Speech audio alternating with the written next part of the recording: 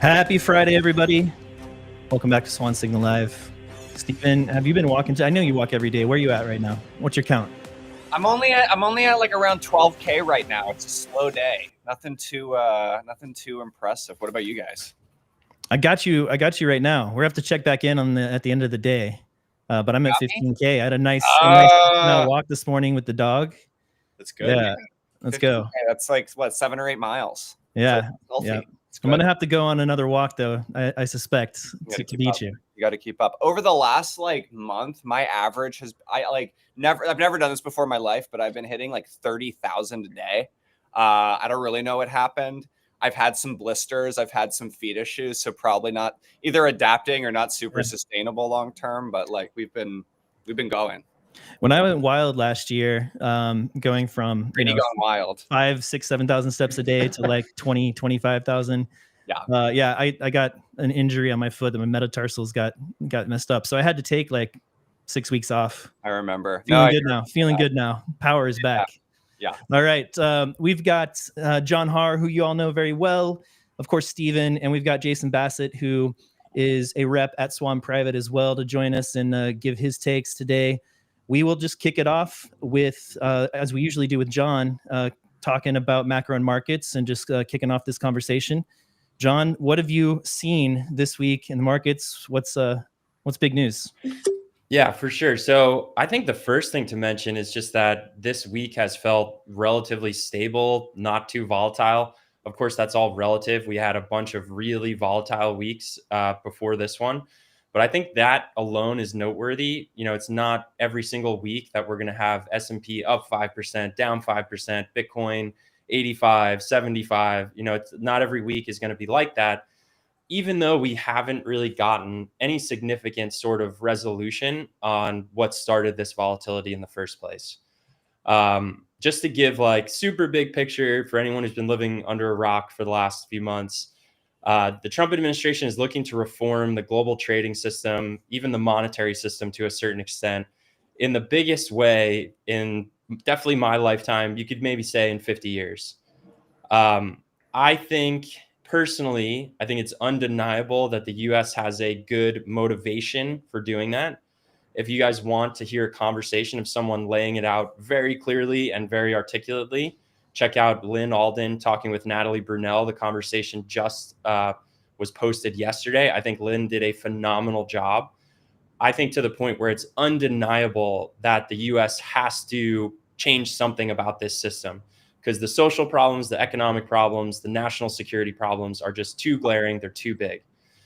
Now, that doesn't mean everything, that there's no debate, that there's no questions to be asked. I think there's still huge questions to be asked, which are the policies the administration is looking to employ, are those the right policies? How long will it take for those policies to actually set in and create good outcomes? Will there be negative knock-on side effects? And what other hurdles will they run into that might prevent them from following through with these policies? There's tremendous debate on all those questions I just listed off. So that's kind of what we're in the middle of right now. And I think until we get more clarity on those questions, you're going to see markets stagnate to a certain extent. It's going to be hard to see some sort of massive rally while all of those questions are kind of out in the open. And then just to kind of put a bow on this, I'll say the things that I think are really difficult for them, the hurdles that they'll run into, some of them they already have run into. Number one is that it's a really tough message to sell to the public to say, hey, we're changing the global trading system and the monetary system. It's for your benefit, I promise. But it's going to take, years, more than months to see the benefits. And your stocks are down, your 401k is down, your brokerage account's down, your pension's down. Yes, I know people love to quote how many people in the country don't own stocks. It's a big number, but it's like around 50%, 40%. So the other part, they do own stocks. And this is anecdotal, but I would be curious to know what your guys' experience was here. During the recent vol, I had equity market vol. I had texts from friends and family who work what would be called blue collar jobs, like teachers, police officers, that were like, hey, what the hell is going on? the market's down massively. They don't have millions of dollars in a brokerage account, but they know they have a pension, and they're just pulling up their phone, and they have no idea what the reserve currency means. They have no idea what Triffin's dilemma means. None of that, registers with them. They're just seeing media coverage of like an imploding stock market, imploding economy, and they know their pension's down. They know their 401k is down. It's really hard to sell that message to all those people of like, hey, I promise we're undoing 50 years of bad policies, and this is the price to pay. Besson has kind of said it with his whole we're focused on Main Street instead of Wall Street. I just question how long you can do that and how much market pain you can tolerate. And I think we already saw some of this. Another obstacle they're going to face is that the US has this massive debt burden. And it was definitely not their plan to announce these tariffs on Liberation Day. And then what was it, like 7 or 8 days later, they're already saying, okay, back to universal 10% tariff. We're focused on China right now. Yep. Maybe that was on the drawing board somewhere, but it wasn't like, hey guys, we're planning to do this 7 days later. I agree. Their hand got forced by massive down days in equity markets and by treasury yields rising. Remember that Besson said the 10-year is one of their markers of success. You can't have Liberation Day happen, have the 10-year go up, and then say this is all going great. That should be obvious. So again, I'm extremely sympathetic to the administration and why they're looking to do what they want to, their motivations. I just think there's some really big hurdles they're going to run into. And the biggest thing to be on the lookout for in the coming months is what deals look like with Japan, with Germany, with different economic zones and regions, what they look like from a trade agreement, what they look like from a currency agreement perspective. I think that's going to dictate where markets go over the coming years. So I'll stop droning on, but curious what you guys have to say about all of that. Particularly, do you agree with what I said that even the quote unquote average person who doesn't have a lot in their brokerage account or pension, do you think they're spooked by the market vol of the last month, or do I just have like a few anecdotes that are not reflective? So a lot of great stuff there. The one thing I want to just kind of circle in on first, you're saying like the average person doesn't understand Triffin's dilemma. So are you saying the solution is 40 hours of Bitcoin podcasts per week? That's what I'm hearing. I'm hearing the only way. The average person needs to watch 40 hours of Bitcoin podcasts per week. Okay. Steven's going to write, Dr. Lupka is going to write on a prescription pad, 40 hours of Bitcoin podcasts a week. This is the only way you can be cured. I'm just begging. I'm trying to get the Bitcoin Bugle sponsorship on the show. I don't know what to do. Okay. But no, you had some really great stuff there. Great points. I agree with, I think, pretty much everything. So I don't think the plan was to pivot after 7 days. I think their hand got forced by the market. I think they came in too hot. I think there was a plan to pivot. The plan was always to come in harder and roll back. That's classic Trump. But they came in too hard and they rolled back too quickly. Yes. Right. And I don't think that was like 4D chess. Right. Yeah. I mean, I heard the idea that Lutnick and Navarro came up with this idea. Trump went with that. It clearly didn't work. And he's like, okay, Besson, can you know what's going on? Can you handle this, please? Yeah. Totally. That definitely appears to be the consensus, by the way, of a lot of commentators, that Lutnick and Navarro are more like shoot from the hip. And then Besson's like the adult in the room. I mean, just knowing a little bit about Lutnick, I don't know much about Navarro, and a little bit about Besson and their personalities. Yeah, that seems to be about right. Shooting from the hip is probably a good description. 100%. Yeah. 100%. So I agree with all that. I agree with the pain. I agree with this is like going to take time. I think they don't really have the ability to tolerate as much pain as would be necessary because this is a longer process. I'm not saying they can't get some changes and wins. I'm not saying they can't get some things to move, but it's a really hard process. I think the one thing I do disagree with you on is I don't think the average person is feeling this yet or really aware of it. I would probably take the other side on that and just say that I think your average person doesn't watch the market, doesn't have stocks, and there's kind of a, I don't have the word. Was it Schadenfreude or whatever that thing Schadenfreude? is? Yeah, that. There's kind of a sense of that with the market going down. So I think he does have a little bit of a buffer with the average. To that point real quick, Steven, I did see a chart. I don't have it pulled up, but I did see a chart on Twitter this week that showed the approval ratings on the economy for Obama and for Biden, and then Trump. And Trump's is tanking. So they are, doing surveys and polling on this stuff. On net, he's up. He's actually up overall. So maybe on the economy, he's down. I was surprised on the economy specifically. Yeah. I don't doubt that. Yeah. But on net, his approval rating has climbed. Yeah. And so that's one reason I'm saying I don't think the average person is really freaked out about this yet. And I think that gives him a little bit of a buffer. But again, there's a really fine line between a stock market crash and a recession. And they are afraid of a recession. They know that. I know this for a fact. I've heard this from people close to the administration. That is what they fear. So the net result is pretty much the same in terms of any thinking about or thesis on it. So like I said, I pretty much mostly agree with you. But the average person is shockingly underexposed to assets. True. I think, the 50% of assets or something even more, I don't remember the number specifically, but it's a very large percentage of assets are owned by the 0.1%, the 1%, the 5%, the 10%. And then there are 60% of Americans who basically hold no assets, outside of an IRA, and then 30 or 40% that literally don't even have an IRA and no exposure at all to equities. I think part of it too is that things are just so headline driven, and people see headlines about how the stock market is doing, and it's a lot of doom and gloom, and it's really more of a perception thing than they're actually financially feeling that pain directly. Sure. Like many people just equate stock market performance with the economy, right? They're not taking like a nuanced view of the S&P 500 versus the price of consumer goods versus how the job market looks. Like they're not taking in that holistic picture. It's just kind of a visceral reaction almost. Agree. 100%. I think it's headline driven.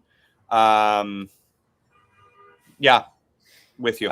I feel like that would kind of, and you guys are bringing up good points. There's anecdotes all over the place. So, all these points can kind of be true at the same time. And it's a little tough to aggregate, but your point, Jason, I feel like that would kind of imply that it's tough for any administration to keep going with this playbook when you get closer to the next midterm election.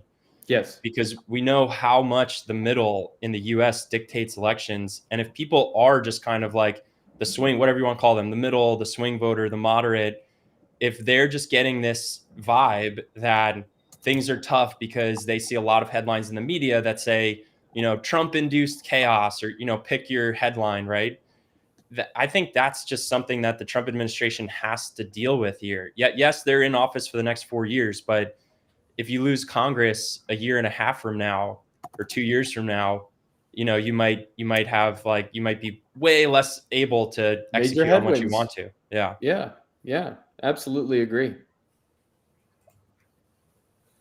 So the question then is, and it's very clear that Trump is pushing Powell now. Let's pull this up real quick. This is crazy, Yeah. So Trump posted this on Truth Social. They always, of course, get posted, then screenshotted and posted to other networks. And here he says that Jerome Powell of the Fed, who is always too late and wrong, issued a report, which was another typical complete mess. The USA is getting rich on tariffs, and they're being too late, should have lowered interest rates already. So this is his plan part of the plan, I think, is, yes, they know there's going to be, short-term, I think he called it difficulties or something like that. Trump called it because of the tariffs, right? And I think the plan then was, let's counter that short-term pain with pressuring the Fed to start easing and have that kind of accommodates or ameliorates that short-term pain, and then get the long-term, medium, and long-term benefits of the tariffs. It seems a pretty clear plan to me, and he's going after. This is not the first tweet that he's made. Yeah. So I have a lot of thoughts on this. So let me just start before I get into this. Like, I don't think Trump should be allowed to fire the head of the central bank. Like, that's not where I'm coming from. So let me start with that. That being said, Powell is always late and wrong. That is a true statement. And like, you haven't hung around Bitcoin world for long enough if you don't find that to be like Go look at the Fed decisions of the last 10 years. Like, I'm sorry, that's correct. Second, I'm a little sympathetic because, again, I don't think he should be able to fire the head of the central bank. I think there are issues with that. At the same time, we are currently engaged in a battle versus China, who is able to wield their central bank as they see fit to support their trade war objectives. And there's a very real way that we are at a disadvantage because our central bank is acting against the administration. Now, should they be like, there's just a way, like the way I'm saying this is not saying they should just cave to Trump, but we are at a heavy disadvantage because they're not going with it. And there's a line where, like, if that's what is happening in America, you do have a point where you need to, like, ask if you're gonna support what's going on or act against it. It's challenging.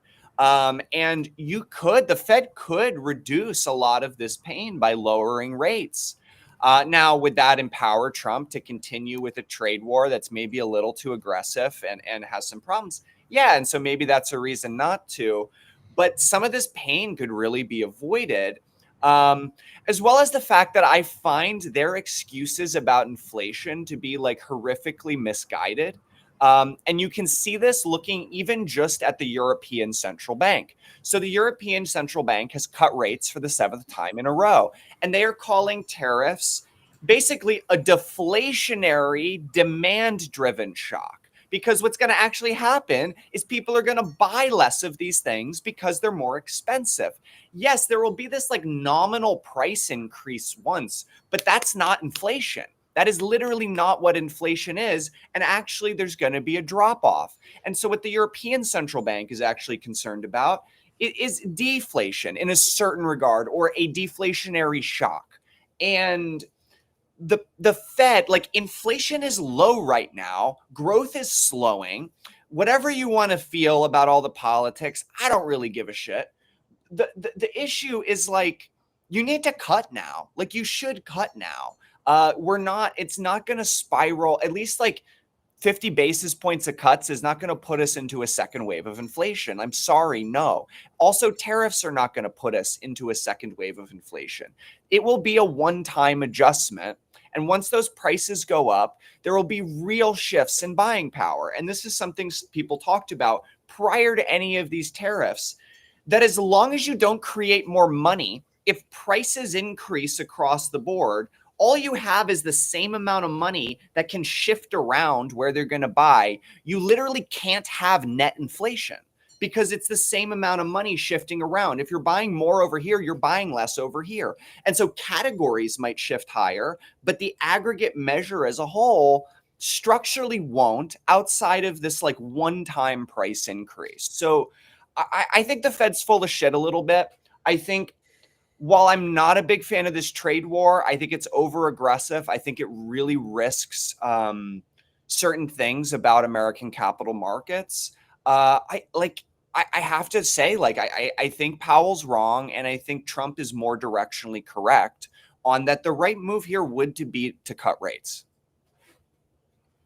Stephen, do you think part of the hesitation to cut rates has anything to do with like concerns over the bond market and demand for our treasuries? Do you think that's coming into play at all, or is it more of like an inflation related concern? I guess a misguided inflation related concern, because like you pointed out, tariff price increases are not really by definition inflation.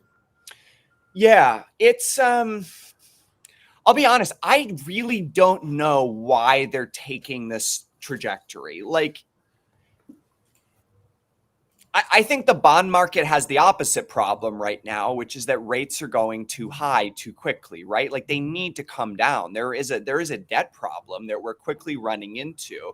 And if the Fed emerged as a buyer or supportive of the bond market, I mean, I think it would support it. This concern, like, you know, they have kind of their dual mandate. They have unemployment and they have inflation. And I don't know what the fix.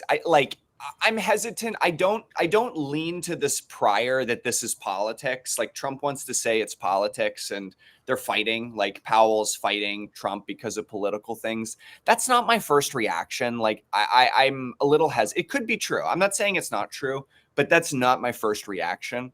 But I have a hard time understanding why they're taking this approach, because the inflation concern is misguided in my view. But again, going back to the original comment, they also caused a huge wave of inflation during COVID. They made the wrong decision then. They waited too long to cut. They cut too much, then they waited too long to hike. I mean, they have a history of being behind the curve. And so maybe that's just the institution we're looking at. Yeah. Yeah. Fair points. I think it is undeniable to say, to point out that they have been behind the curve. Like, the whole keeping, like Steven said, keeping rates low for too long. Do you remember the dot plots that they had that basically said, we as the Fed don't expect to raise rates until 2024? That's what they said back in 2021. That, obviously was an incorrect forecast by a long shot. And then, because they said that, and once inflation started to show up, they said it would be transitory, right? And for like 9 months, they're saying transitory until they were forced to say, okay, I think this no longer meets the definition of transitory. So I think that is a fair point. Inflation's gone. It was transitory. It only lasted for 3 years. Transitory. Yeah, right. Stop.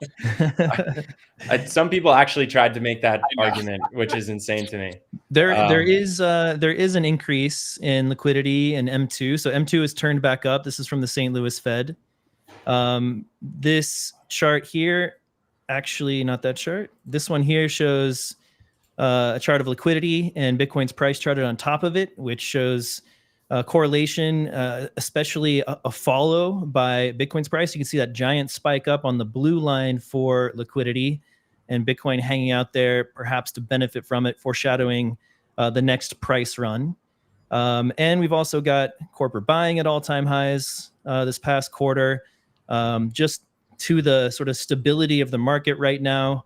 It's delevered. This is past. You can see all the leverage leading up to the FTX year, FTX and Celsius and Luna and all of that deleveraged. And where the Bitcoin market is not. This is the CeFi market. Lending market is not leveraged. So that systemic trouble is not present in the market right now.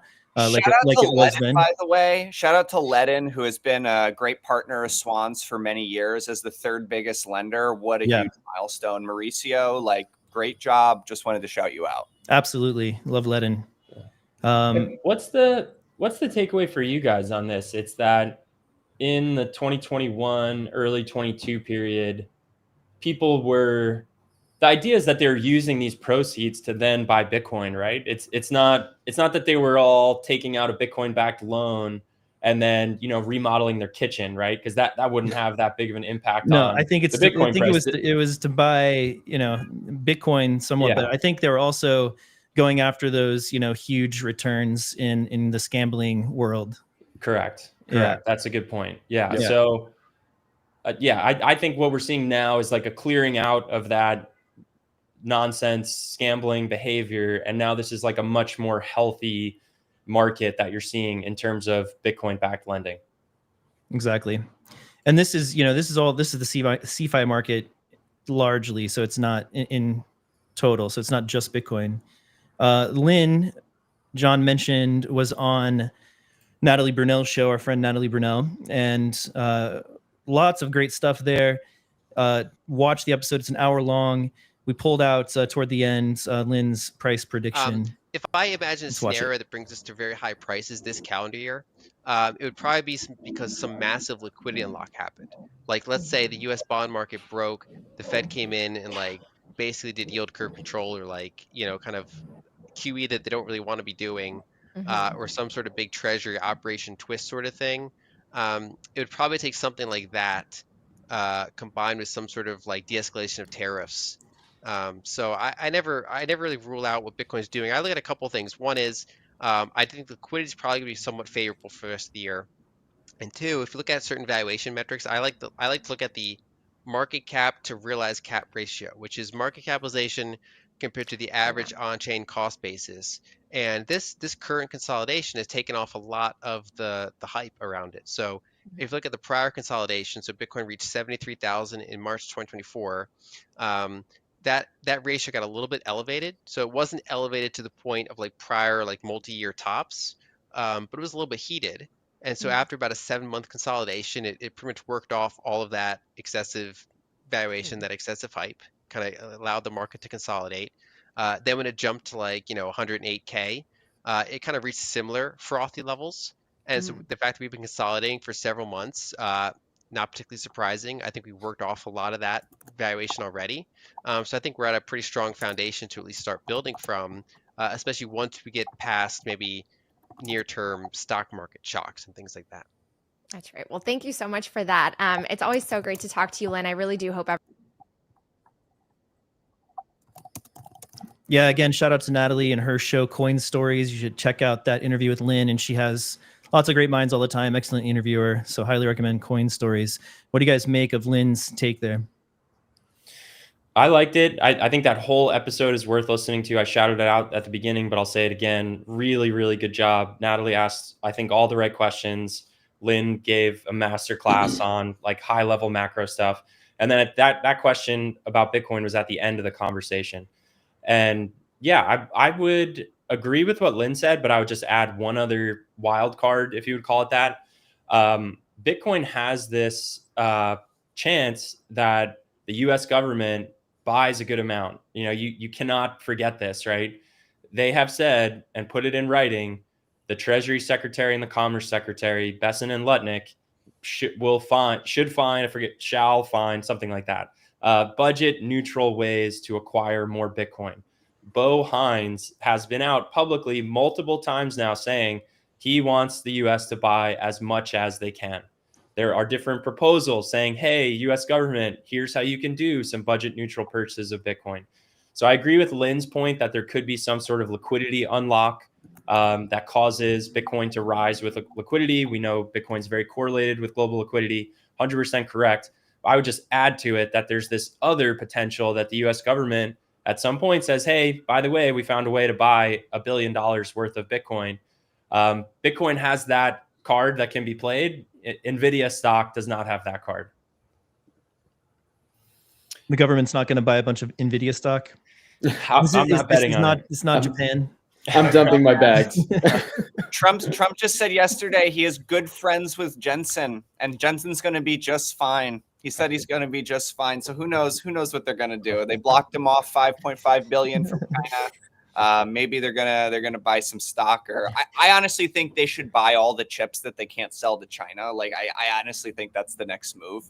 So sorry, I'm gonna answer the question. This is a side thing, but so this week, Trump blocks NVIDIA from exporting any of these chips to China, like $5.5 billion of chips. And this is a huge piece of leverage because of how fast AI is going right now. You need these chips.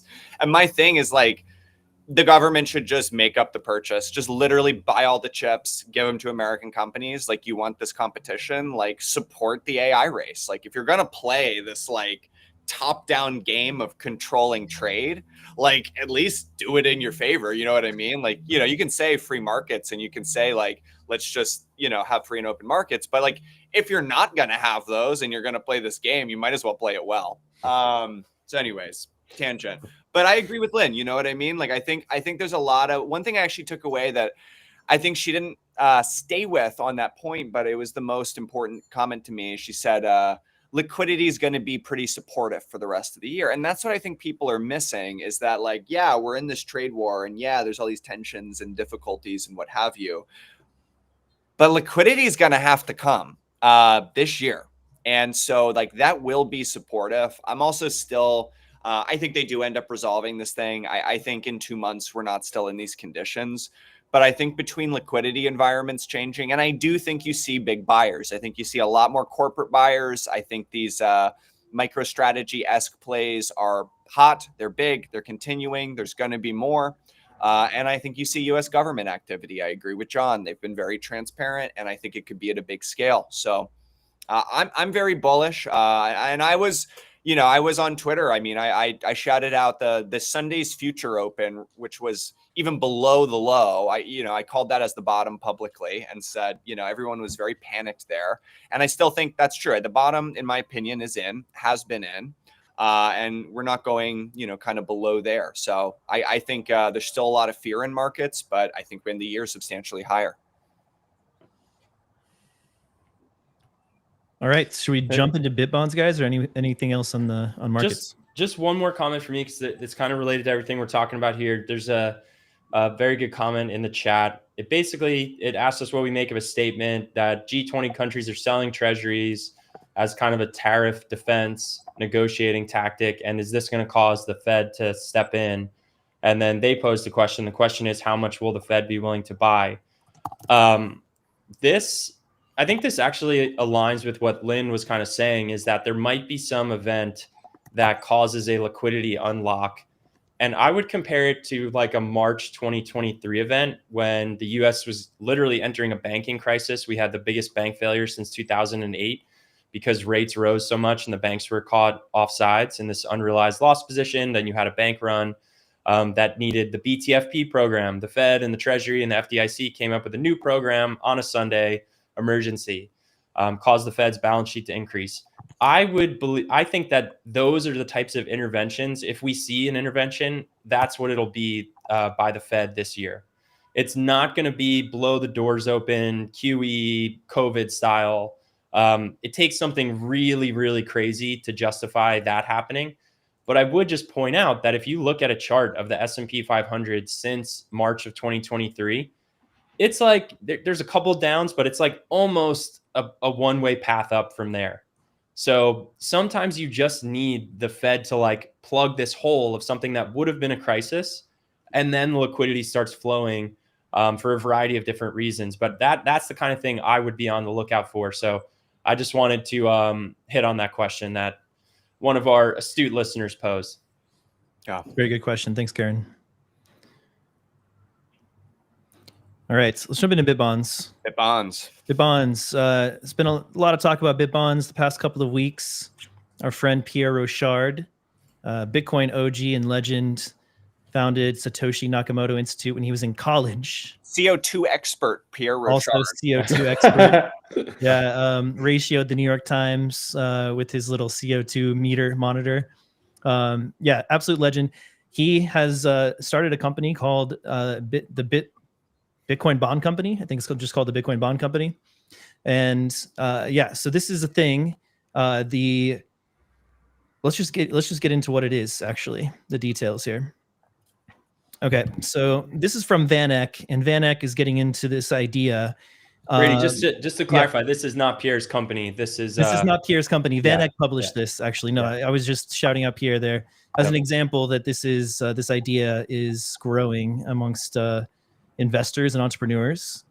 So so these are digital bonds. They're directly on the Bitcoin blockchain, and they combine traditional bond markets with Bitcoin's decentralization, transparency. It's programmable using DLCs, discrete log contracts, obviously global accessibility. It's all the benefits of the global 24/7 asset, the liquidity of Bitcoin, etc.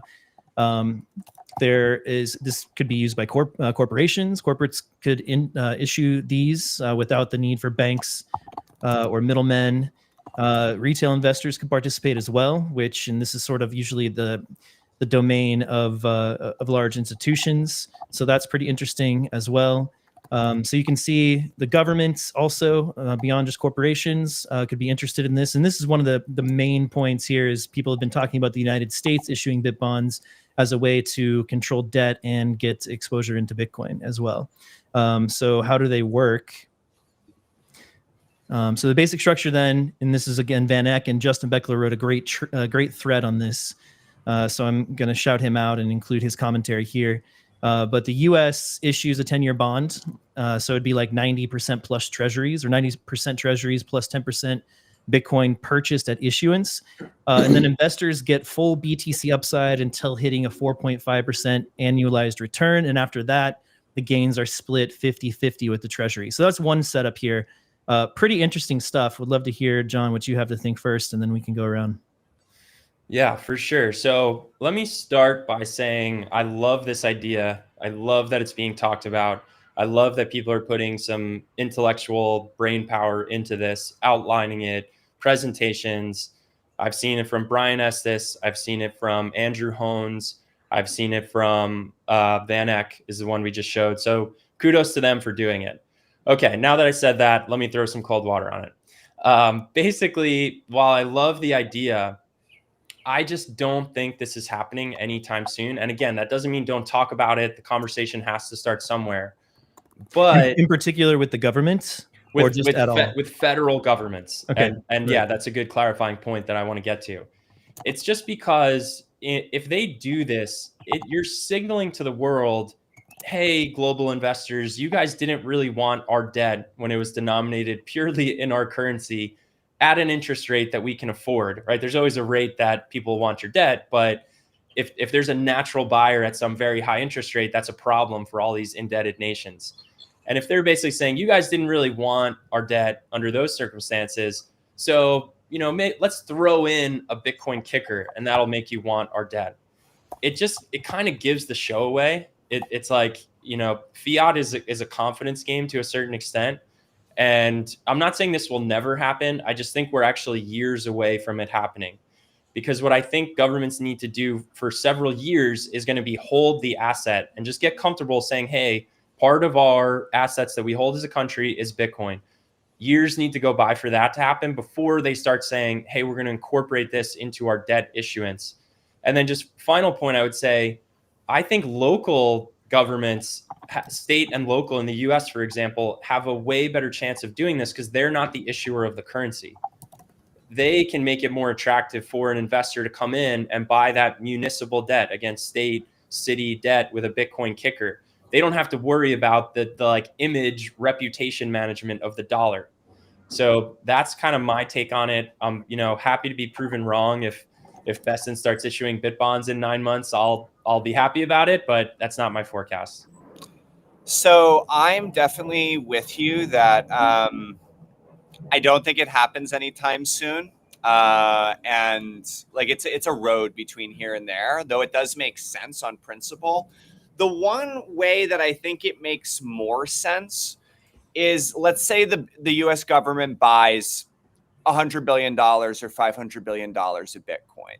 Suddenly, it's very attractive for them because they drive up the value of their own strategic reserve while doing it.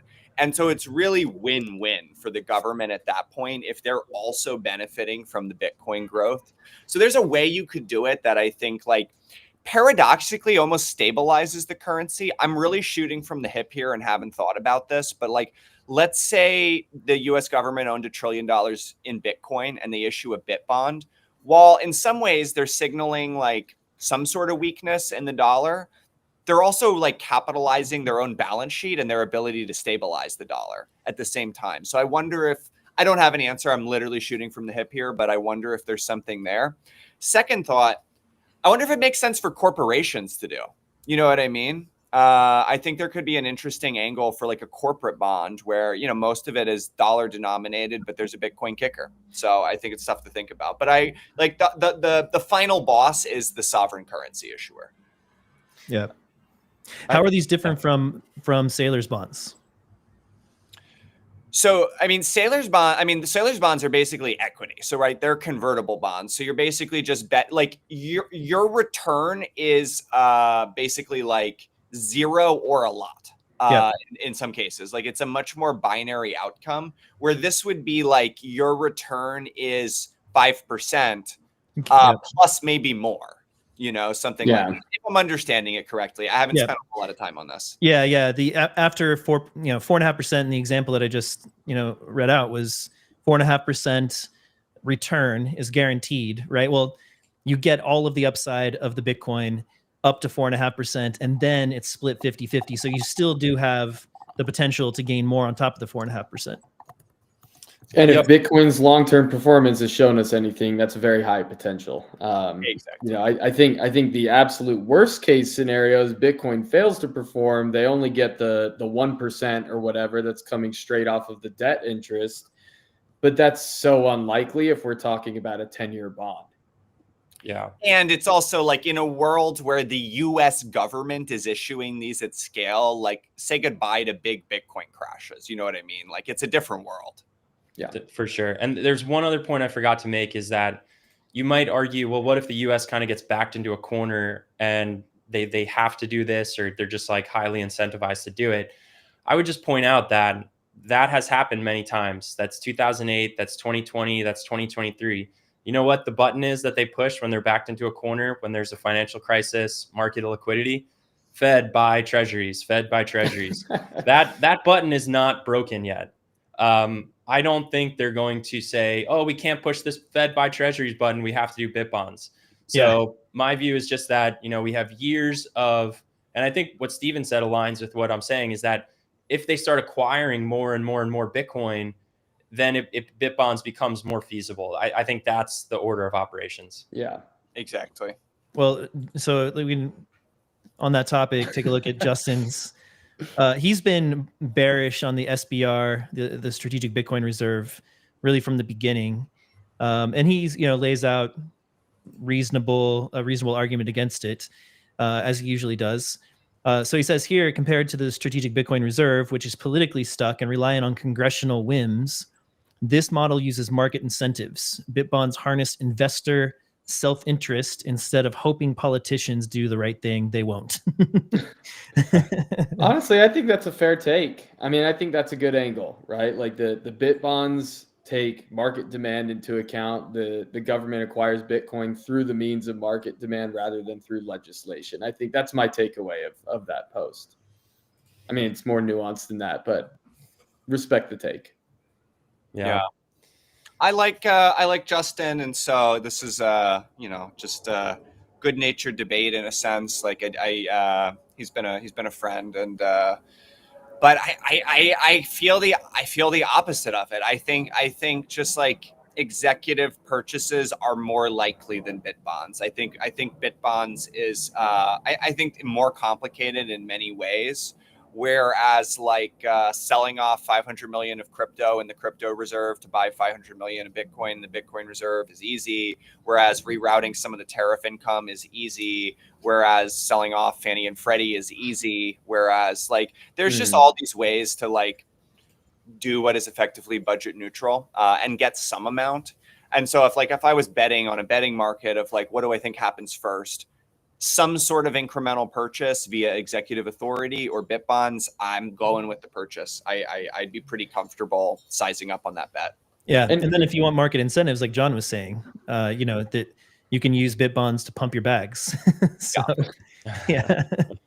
There's one other interesting thing to say about this, which is, you guys remember how Bitcoiners have talking about investor mandates? And we talked about how the ETFs opened up a lot of pools of capital because there's a lot of investors out there. Well, first ETFs, but then how Sailor, more so MicroStrategy, has provided access because entities can buy bonds. They couldn't buy an ETF. They can hold equities. That's fairly easy. And actually, on this, Brady, you said, well, how is BitBonds different than MicroStrategy? BitBonds is even harder because BitBonds has the explicit Bitcoin kicker. So why am I saying all this? Because investor mandates are important. Every institutional investor in the world can own a treasury, no problem. Can they own a treasury plus in 10 years' time, you might be getting some Bitcoin? Is that spot Bitcoin? Now they have to amend their investor policy statement. They have to figure out how to own spot Bitcoin. Maybe you work something out where you get ETF shares. But again, ETF shares is not a treasury. You're now telling this institution you have this like hybrid security where it's part treasury, part Bitcoin in 10 years. Those investor mandates don't change overnight. So even if BitBonds got implemented, my take would be that it would be more so like fast money hedge funds that would be in first. It's not going to be like mom and pop's pension plan that's rewriting their investor statement. Yeah, I think that's interesting. Of how do you? They also could just cash it out. I almost think that would be what would happen. Is like you get paid out at the end of the note, and it's like they sell the Bitcoin.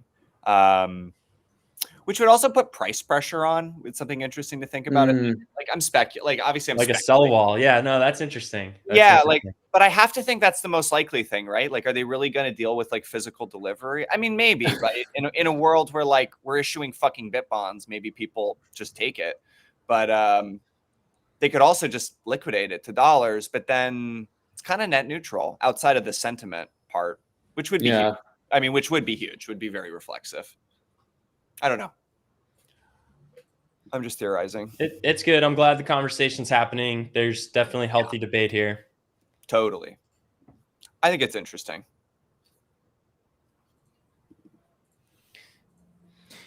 Our chat is getting bombarded by scam bots, so stay away from them if you're watching on YouTube. Ooh, yeah, Wait, I'm trying to block them as we go here. Should I not have bought that coin?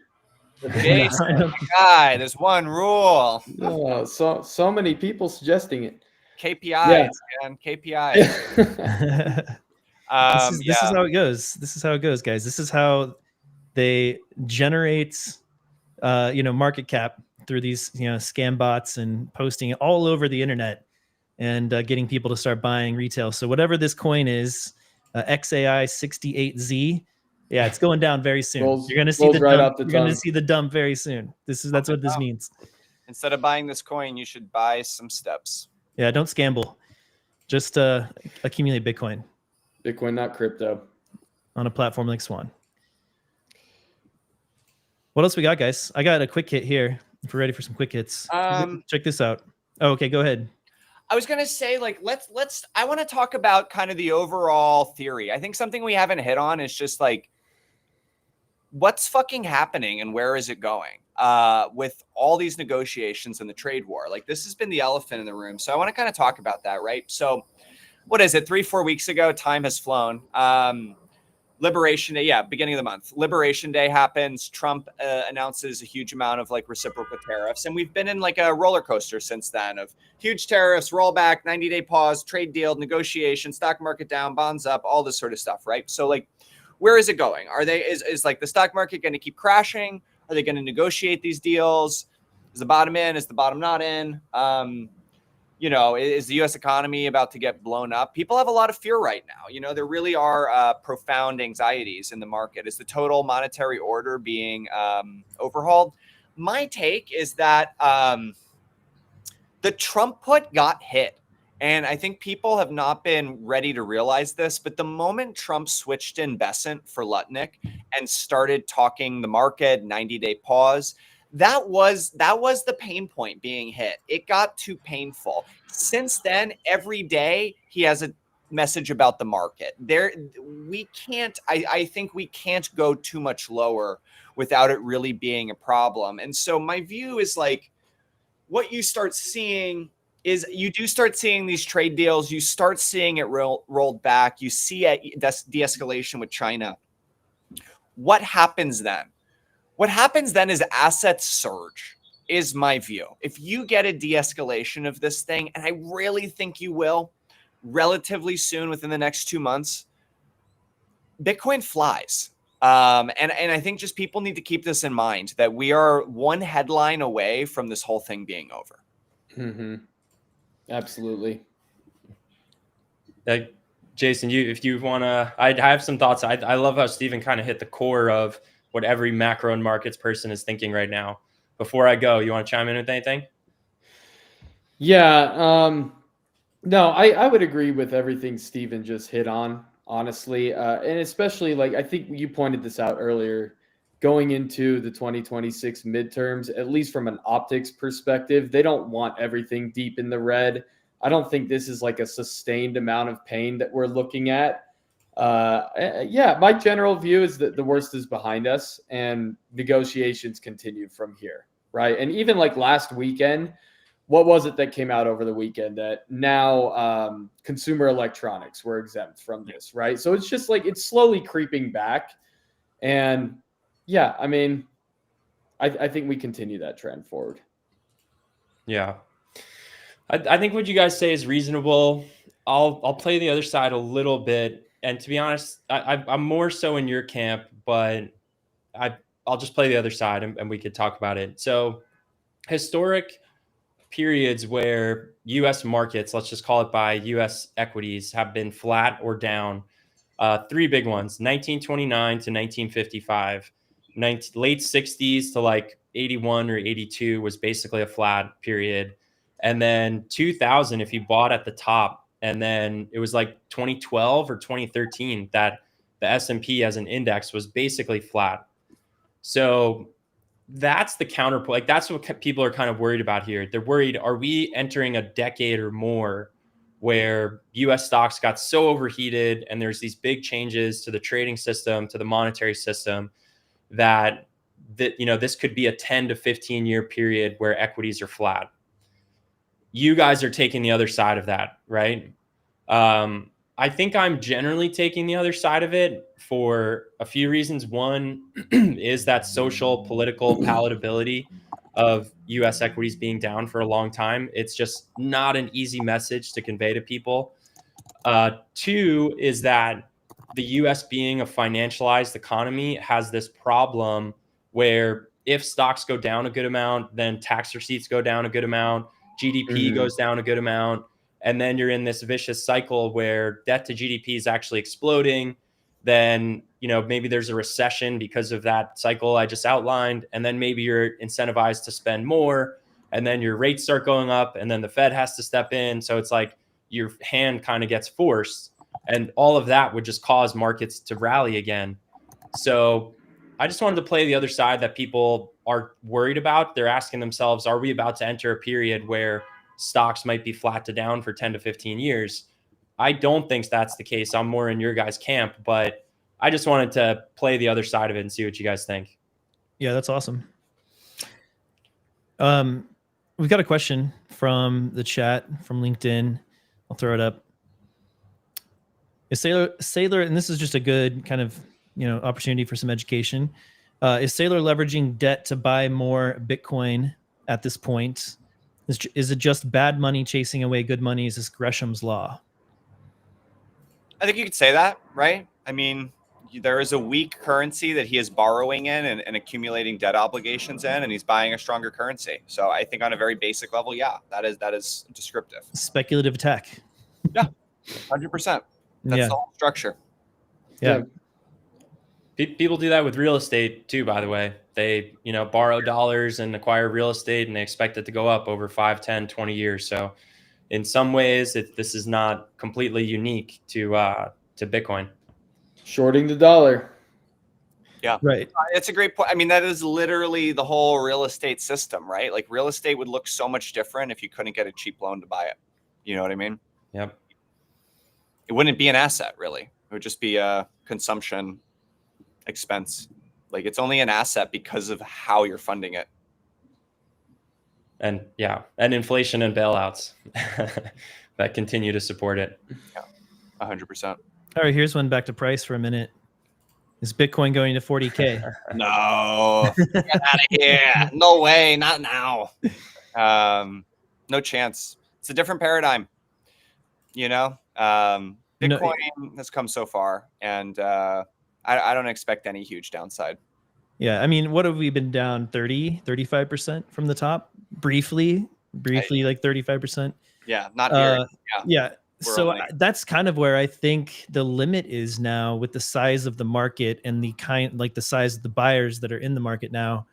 I just don't think we're going to see 85% drops anymore down, I think we're beyond that at this point. We shall see, but I think there's pretty clear fundamental factors that back that idea up. I mean, a few weeks ago, we had every opportunity if there was going to be that kind of a drop for that to happen, right? And what did we bottom at? 75K, a number we were all ecstatic about a year ago. A market panic. That's pretty incredible. Yeah, the biggest or the second biggest market panic in the past 20 years. Yeah. More than that. Yeah. And meanwhile, shit on arrival here. Ethereum went back to like 2022 bear market levels during that time period. And so, there was absolutely the chance for that to happen. No, I don't see 40K happening. No way. No. There just seems to be such a big bid for Bitcoin right now. Like think about all the headwinds the market's been facing for the last 3 months. And if I just look at one of my kind of charts of performance, Bitcoin is outperforming over 3 months. Bitcoin's outperforming Google, the Mag 7, Amazon, Nvidia, Tesla. So like this is a different paradigm than what we would have seen 3 years ago, 5 years ago. I just, if Bitcoin's at 40K, like the markets are absolutely being destroyed, and there's some crazy headline that I can't even pretend to imagine. Yeah.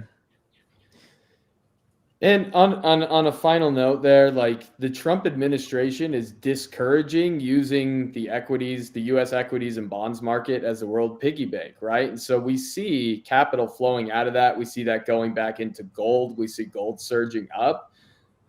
Same thing for Bitcoin. Bitcoin is a global neutral asset, just like gold, right? And I think it's just an awareness thing. Gold's been around for thousands of years, so that's going to see that first. It's kind of sniffing it out, but it's the same type of principle.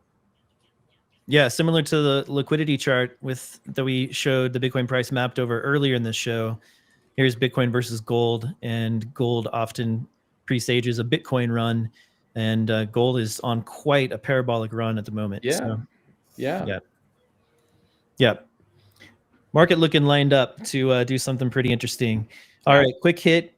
We've got this map here with red dots, and there's hundreds of them all over the world for those who are listening, basically covering most of the planet at this point. And these are natural gas operations that are flaring gas into the atmosphere right now. And this is not CO2. This is methane, which is an even a lot more powerful greenhouse gas than CO2 is. And it's just a bunch of wasted energy that we could capture and use. The grid is not using it. That's why they're flaring it. The demand isn't there, but it's very costly and even dangerous to cap these wells. So now we've got many Bitcoin mining operations that are taking advantage of this stranded or excess energy and using it to mine Bitcoin. The grid demand isn't there.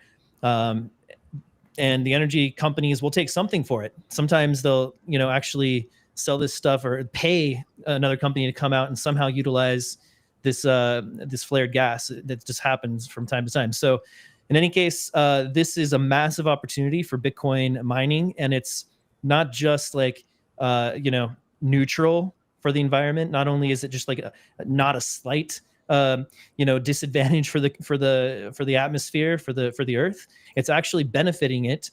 Bitcoin mining is a green technology. So for those who are concerned about these issues, about the environmental issues, which has been one of the biggest reasons that people hate Bitcoin over the years, is being completely debunked at this point as Bitcoin mining evolves and is being pushed to these cheaper sources of energy. So Bitcoin mining is a green industry. It is the greenest energy industry on the planet, and I think it's good to see people like Daniel Batten and many others out there just banging the table on this whenever some mainstream reputable publication just repeats this FUD from over the past decade of Bitcoin's life, and you can see the table starting to turn. That Bitcoin is actually good for the environment. Like, it's flipped completely from what these people say. Do you remember more like Daniel batting 100? Am I right? He is. He's batting 1,000. That's what you were looking for. That's what. Oh, I messed it up. Yeah. The Greenpeace campaign. This pulls me back to that, which was just a really fun moment in Bitcoin history, where Bitcoiners completely destroyed this Greenpeace campaign that they spent millions of dollars on and built this skull with these like flaring gas, or these gas things. I think they were actually like nuclear power cooling towers and laser eyes, and it just looked dystopian. And then Bitcoiners just totally took it over. Like, that's freaking cool. Like, this is awesome. Like, we're gonna take this, and it went nowhere. Their Twitter account didn't even get 100 followers. So I love that. I think that narrative is in the process of being completely debunked at this point. Saw this map, which is makes a pretty big impression on the opportunity for Bitcoin miners to cap these wells and protect the hardest money humans have ever known. Beautiful. I think those are all locations Steven's walked to as well. Just a side note. Those are the pins are. I'm like Forrest Gump, but I tore Bitcoin flare gas mining facilities. Yeah. You know, I feel like I see a lot less of those headlines these days. Yep. Yeah, that shit got blown out. It's dying out. Yeah. It really is. It really is. Did you guys see the takes that a lot of it is because of the energy consumption of AI? Do you guys buy that these people were actually thinking that way, that they were like, hey, do you think that's just like over analysis? Yeah, I think it's just kind of retconning it. I think it's that like ESG took a big fat L. Like, I think it's just like that era. Like, I think just that era of politicizing is just behind us, and we're in a different kind of thing where like there's just not a lot of appetite to push these big kind of energy climate agendas. Like, we're clearly in a world where it's like we're concerned about growth and energy use. You know, I think it has changed. Yeah. Same arguments were used against the internet back in the 90s, that the energy the internet would require would, destroy the planet. So didn't turn out that way. All right, let's wrap it up, guys. I want to share a couple of pieces that were published on the Swan blog this week. One of them by Jason, actually. It's called This Time is Different. Jason, what'd you write about here? Yeah, this is something I put out early last month. Just a lot of the recent developments in Bitcoin, particularly at the executive level, strategic Bitcoin reserve. I think this was like a week after that announcement. I started working on that piece. SAB 121 repeal, the FASB accounting rule change. I think the big picture here is just that the Bitcoin investor demographic is evolving rapidly. It's about to evolve very rapidly. The institutions are here. The corporations are here. The nation states are here. It's very bullish.